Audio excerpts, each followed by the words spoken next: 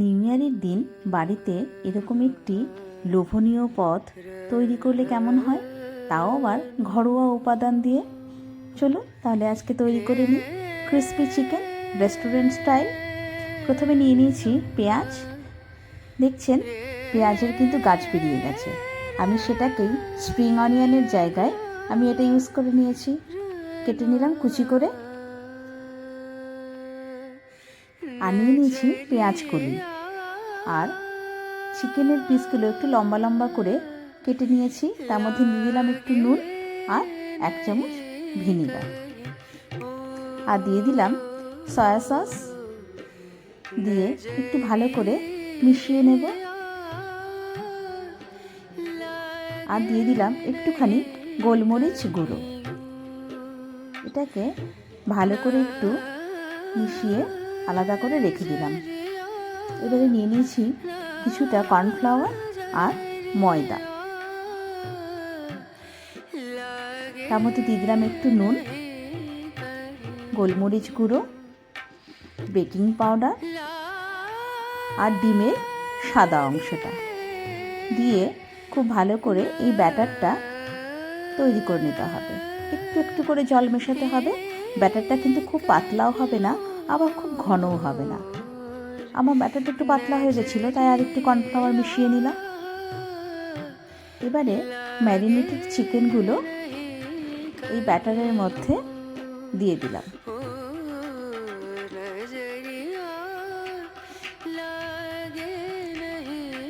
ভালো করে কোট করে নিলাম। এবারে একটা কড়াইয়ের মধ্যে সর্ষের তেল দিয়ে দিলাম। দিয়ে একটা একটা করে ওই ব্যাটারে ডুবিয়ে চিকেনের পিসগুলো ভেজে নেব।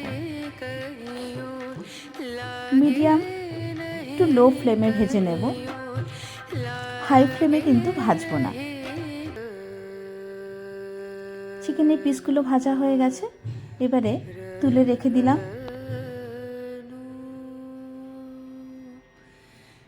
এবারে আর একটা কড়াইয়ে একটু তেল নিয়ে নিয়েছি। কুচি করা আদা রসুন কুচি তেলে দিয়ে একটু ভালো করে নাড়াচাড়া করে নিলাম। আর দিয়ে দিলাম লাল লঙ্কার কাঁচা লঙ্কা কুচি। এগুলো সব ভালো করে নিয়ে নিলাম। এবার দিয়ে দিলাম পেঁয়াজ কলি কুচি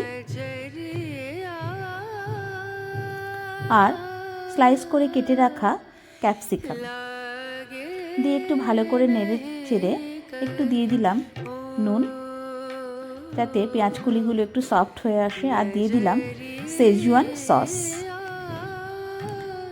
সসের সঙ্গে সব ভালো করে একটু নাড়াচাড়া করে নিতে হবে। আর দিয়ে দিচ্ছি টমেটো কেচাপ,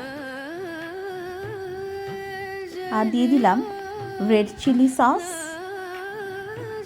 এই সব সসের সঙ্গে একসাথে ভালো করে মিশিয়ে নিতে হবে। দিয়ে দিলাম 1 চামচ সয়া সস আর একটুখানি ভিনিগার।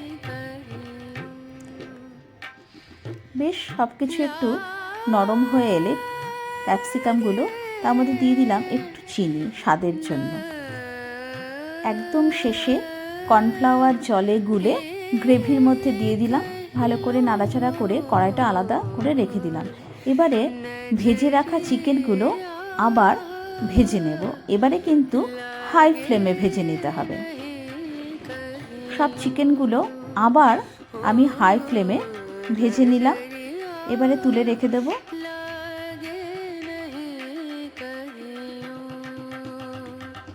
এবার ভেজে রাখা চিকেনগুলো ওই গ্রেভির মধ্যে দিয়ে দিলাম। গ্রেভির মধ্যে ভালো করে একটু বেশ নাড়াচাড়া করে নিতে হবে। খুব বেশিক্ষণ নাড়াচাড়া করা যাবে না, তাহলে কিন্তু চিকেনের ক্রিস্পিনেসটা কমে যাবে। হালকা একটু নাড়াচাড়া করে নিয়েই প্লেটিং করে নিতে হবে। আমি প্লেটে নামিয়ে নিলাম।